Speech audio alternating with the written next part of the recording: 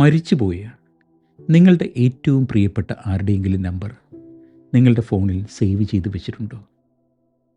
മറ്റാരും അടുത്തില്ലാത്തപ്പോൾ വെറുതെ ഒന്ന് ട്രൈ ചെയ്ത് നോക്കിയിട്ടുണ്ടോ?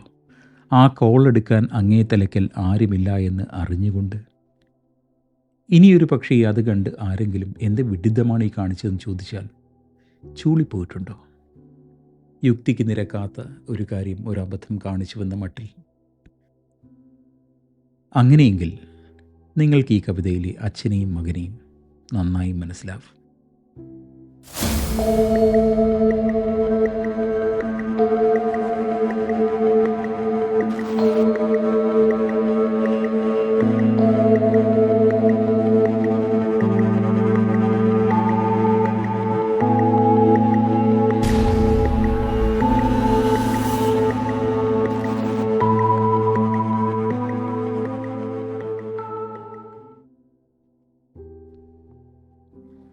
Good evening. Welcome back to A Cup of Kavita. This week we are into England, reading a poem by Tony Harrison, one of England's finest living poets, and his devastating poem Long Distance.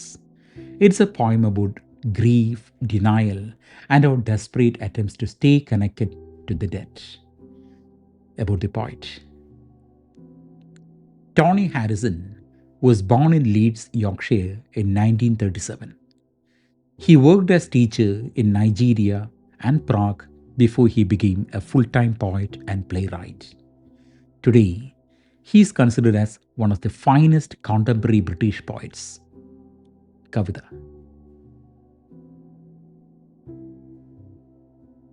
Though my mother was already 2 years dead, Dad kept her slippers warming by the gas, put hot water bottles her side of the bed, and still went to renew her transport pass. ഒരു മകൻ്റെ പേഴ്സ്പെക്റ്റീവിലൂടെയാണ് നമ്മൾ ഈ കവിതയിലേക്ക് കടക്കുന്നത്. തുടക്കം തന്നെ നമ്മൾ കാണുന്നു, അയാളുടെ അമ്മ മരിച്ചിട്ട് 2 വർഷമായി. But dad kept her slippers warming by the gas എന്നാണ് പറയുന്നത്. അവിടെ ഇംഗ്ലണ്ടാണ്, തണുപ്പ് കാലാവസ്ഥയാണ്. അപ്പം അമ്മയ്ക്ക് അണിയാൻ വേണ്ടിയുള്ള ആ ചെരുപ്പ്, സ്ലിപ്പേഴ്സ്, അച്ഛനിങ്ങനെ എപ്പോഴും വാം ചെയ്ത് ഗ്യാസ് ലൈറ്റിൻ്റെ അവിടെ, ഫയറിൻ്റെ അവിടെ കൊണ്ടുപോയി വാം ചെയ്ത് വെച്ചിരിക്കുകയാണ്. കാര്യം അമ്മയ്ക്ക് അതണിഞ്ഞ് വേണം പുറത്തേക്ക് പോകാൻ. പക്ഷേ നമുക്കറിയാം അമ്മ മരിച്ചിട്ട് 2 വർഷമായി. അതുപോലെ ആ her side of the bed, അദ്ദേഹം കിടക്കുന്ന കട്ടിൽ, അതുപോലെ അദ്ദേഹത്തിൻ്റെ ഭാര്യ കിടക്കുന്ന വശം, അവിടെ ആ ഹോട്ട് വാട്ടർ ബോട്ടിൽസ് അതൊക്കെ അദ്ദേഹം ചൂടാക്കി വെച്ചിരിക്കുകയാണ് അവളുടെ ഭാഗത്ത് അവൾ സുഖമായിട്ട് കിടക്കാൻ വേണ്ടി. അതുപോലെ തന്നെ ട്രാൻസ്പോർട്ട് പാസ്, അവൾക്ക് യാത്ര ചെയ്യാനുള്ള പാസ്സൊക്കെ ഉണ്ടല്ലോ, അതുമൊക്കെ റിന്യൂ ചെയ്ത് സൂക്ഷിച്ച് വെച്ചിരിക്കുകയാണ്. C, this is an act of denial. അമ്മ മരിച്ച് 2 വർഷമായെങ്കിലും അവരുടെ ഭർത്താവ്, അതായത് നമ്മുടെ ഈ കവിയുടെ അച്ഛന്, അത് ആക്സെപ്റ്റ് ചെയ്യാൻ പറ്റുന്നില്ല. ഈ ഗ്രീഫിൻ്റെ ഒരു വലിയൊരു സ്റ്റേജാണ് എന്താണ്, മരണം, നമ്മുടെ വേണ്ടപ്പെട്ട ഒരാളുടെ മരണം ആക്സെപ്റ്റ് ചെയ്യുക എന്നുള്ളത്. അതിൻ്റെ ആദ്യഘട്ടത്തിലേക്ക് നമ്മൾ ഡിനൈ ചെയ്തുകൊണ്ടിരിക്കും. ഡിനയലാണ്, സ്റ്റേജ് ഓഫ് ഡിനയലാണ്. അങ്ങനെ സംഭവിച്ചിട്ടില്ല, അവൾ എൻ്റെ കൂടെയുണ്ട്, അതാ. അപ്പോൾ അവൾക്ക് വേണ്ടി എല്ലാം ഇങ്ങനെ ഒരുക്കി സൂക്ഷിച്ച് വെച്ചിരിക്കുന്ന വൃദ്ധനായ അച്ഛനെയാണ് നമ്മൾ ഈ കവിതയുടെ തുടക്കത്തിൽ കാണുന്നത്. You couldn't just drop in, you had to phone. He would put you off an hour to give him time to clear away her things and look alone, as though his still raw love were such a crime. മകൻ പറയുകയാണ്, you cannot just drop in to see your father, you must phone first. ആദ്യം വിളിച്ച് ചോദിക്കണം, അനുവാദം വാങ്ങിക്കണം അച്ഛൻ്റേന്ന്. പലപ്പോഴും അച്ഛൻ പറയും, നീ കുറച്ച് കഴിഞ്ഞിട്ട് പോയെന്ന്. എന്താ കാര്യം മറ്റതൊക്കെ മാറ്റി വയ്ക്കണം. അദ്ദേഹത്തിൻ്റെ ഭാര്യയ്ക്ക് വേണ്ടി, നമ്മുടെ കവിയുടെ അമ്മയ്ക്ക് വേണ്ടി, അവർക്ക് പുറത്തേക്ക് പോകാൻ വേണ്ടി തയ്യാറാക്കി ചൂടാക്കി വെച്ചിരിക്കുന്ന സ്ലിപ്പേഴ്സ്, അതുപോലെ അവർ കിടക്കുന്നിടത്ത് ആ ഹോട്ട് വാട്ടർ ബോട്ടിൽസ്, പിന്നെ അവരുടെ ട്രാൻസ്പോർട്ട് പാസസ്, ഇതൊക്കെ അദ്ദേഹത്തിൻ്റെ മാത്രം സാങ്കല്പിക ലോകത്ത്, അതായത് അദ്ദേഹത്തിനെ സംബന്ധിച്ച്, അച്ഛനെ സംബന്ധിച്ച് അമ്മ ഇപ്പോഴും ജീവിച്ചിരിപ്പുണ്ട്. അപ്പോൾ ആ ഒരു വേൾഡിലാണ് അദ്ദേഹം നിൽക്കുന്നത്. മകൻ പുറത്തുനിന്ന് വരികയാണ്. So he doesn't want his son to believe that he hasn't moved on since the death of his wife. ഭാര്യ മരിച്ചിട്ട് അവിടുന്ന് മൂവ് ഓൺ ചെയ്തില്ല. മകൻ്റെ കണ്ണിൽ അദ്ദേഹം ഒരു വിഡോവറാണ്.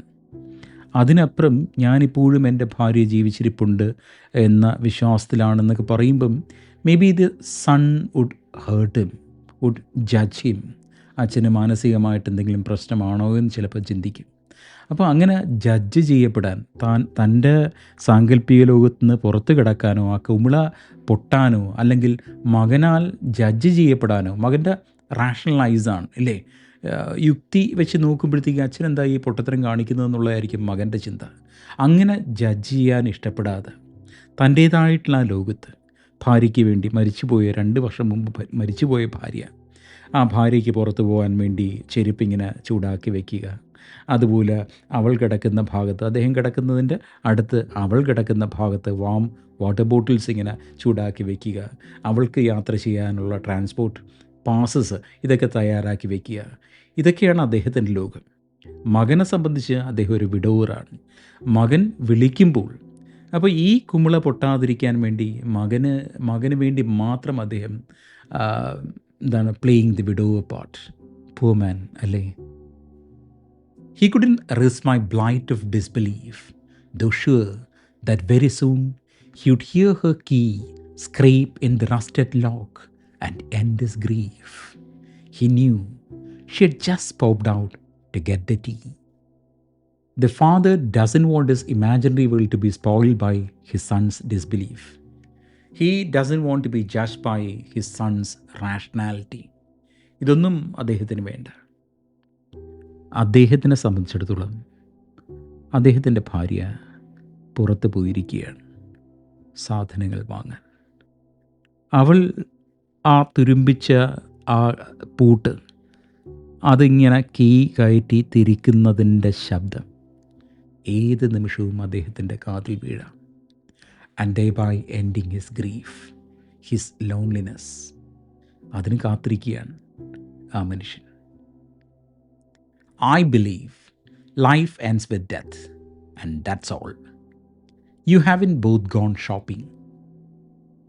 Just the same, in my new black leather phone book, there's your name and the disconnected number. I still call. മകൻ്റെ ആത്മകഥത്തിലാണ് ഈ കവിത അവസാനിക്കുന്നത്. He believes that life ends with death, and that's all. Everything else is bullshit.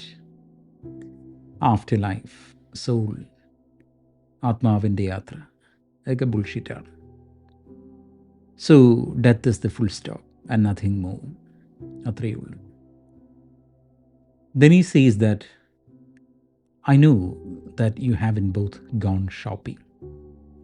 നിങ്ങൾ കടയിലെങ്ങും പോയതല്ല, മരിച്ചു പോയതാണെന്ന് എനിക്കറിയാം നിങ്ങൾ 2 പേരും. കവിതയുടെ തുടക്കത്തിൽ അമ്മ മാത്രമേ മരിച്ചിട്ടുള്ളൂ. ആ മരിച്ച അമ്മ കൂടെയുണ്ട് എന്ന് വിശ്വസിച്ച് ജീവിക്കുന്ന അച്ഛൻ. അമ്മ കടയിൽ പോയിരിക്കുകയാണ്. അവർ തിരിച്ചു വന്ന് ആ കതക് തുറക്കുന്ന ശബ്ദം അതിനുവേണ്ടി കാത്തിരിക്കുന്ന അച്ഛൻ. thereby ending his grief. പക്ഷേ ഇപ്പോൾ കവിതയുടെ അവസാനം വരുമ്പോൾ അച്ഛനും അമ്മയും മരിച്ചു കഴിഞ്ഞു. അച്ഛനെ പോലെയല്ല ഈ മകൻ പറയുന്നു, നിങ്ങൾ കടയിൽ സാധനം വാങ്ങാൻ പോയതല്ല, നിങ്ങൾ മരിച്ചു പോയതാണെന്ന് എനിക്കറിയാം. So the son is more rational, modern ഒക്കെയാണ്. പക്ഷേ എന്നിട്ട് അദ്ദേഹം പറയുന്നുണ്ട്, അദ്ദേഹത്തിൻ്റെ ലെതർ ഫോൺ ബുക്കിനകത്ത് നിങ്ങളുടെ നമ്പർ ഇപ്പോഴുമുണ്ട്, അച്ഛൻ്റെ.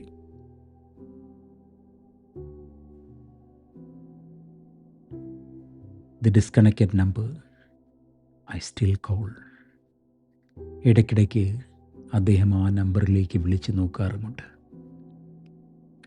മരിച്ചുപോയ തൻ്റെ ഭാര്യയുടെ ആ സ്ലിപ്പർ വാം ചെയ്ത് വെച്ചിരിക്കുന്ന അച്ഛനിൽ നിന്ന് എത്ര ദൂരെയാണ് ആ ഡിസ്കണക്റ്റായി പോയ നമ്പറിലേക്ക് ഇടയ്ക്കിടെ വിളിക്കുന്ന മകൻ. They almost do the same thing. doing irrational things. See, this is the way we deal with grief, by denying it, denying what has happened. എന്ത് പറ്റി എന്നുള്ളത് നിഷേധിക്കുകയാണ്. മരിച്ചു പോയവരൊക്കെ ഇവിടെയൊക്കെ ഉണ്ട് എന്നുള്ള ആ വിശ്വാസം. ഇനി എത്ര ഇറാഷണൽ ആണെങ്കിലും we are all human beings. ഇങ്ങനെയുള്ള റിച്വൽസിലൂടെ മാത്രമേ we can deal with, we can process grief and also death.